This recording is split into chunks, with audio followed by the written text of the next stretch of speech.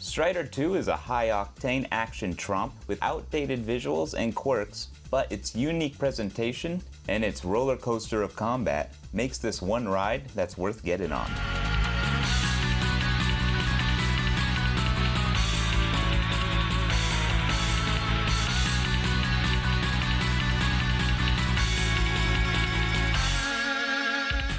The combat is fast and fluid and doesn't skip a beat. You'll be slashing your way through a series of 5 stages, each uniquely divided into 6 sections per stage, with each one being accompanied with a boss fight.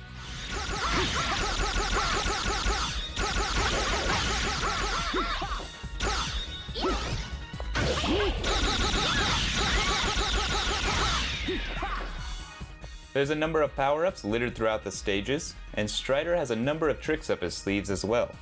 You'll be double jumping, sliding, bouncing off walls, as well as using a boost ability that powers up Strider's plasma waves for a limited time. There's a ton of fun to be had here, and even some twists on the gameplay, like some gravity sections, putting you upside down, and also inverting your controls. Or how about riding and fighting on a giant mecha dragon?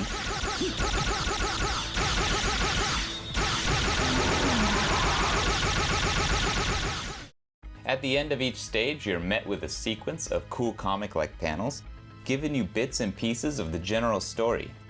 The story is simple and straight to the point. In spirit, it's a remake of the original game's story. In actuality, it takes place 2,000 years in the future, as our protagonist Strider Hiryu alone must set out to slay the evil Grand Master.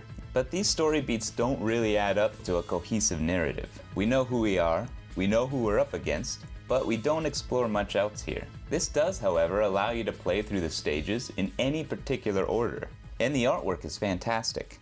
The main illustrator was Harumaru, who's also known for her work on Street Fighter Alpha 3 and Third Strike. For what the game lacks in its story, it more than makes up for it with its moment-to-moment action. The visuals are a blend of 2D sprites and 3D backgrounds that work well enough. Strider's 2D sprite appears to be modeled after his Marvel vs. Capcom design. The 3D backgrounds can be a bit rough at times, but there's cool camera work that pans around Strider as you slash your way through the stages. The activity going on in the backgrounds, like flying cars in the city, as well as clever transitions in and out of the foreground, give the game some cinematic flair, making the environments feel a little more alive. The music in the game is solid for the most part. While it's not as rockin' as you might expect from a heavy action game, I enjoyed the slow methodical rhythms and melodies. The composers, Setsuo Yamamoto and Yatsuko Yoneda, did a great job helping deliver Strider 2's darker tone.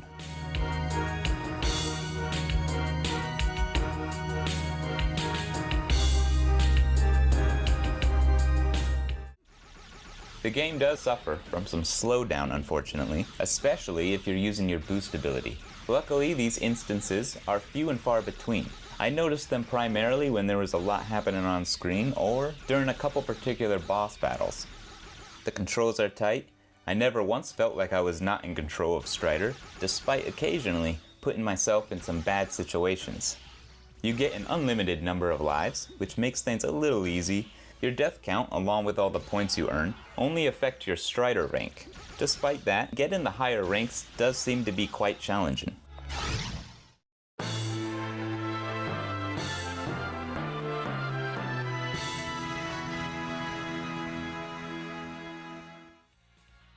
Exclusive to the PlayStation version, when you complete the game, you'll unlock Hien mode.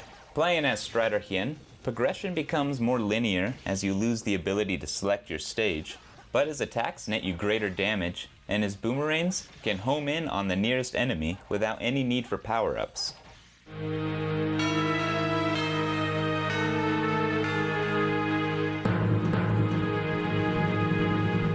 Strider 2 is my first experience with the series, and I quite enjoyed it.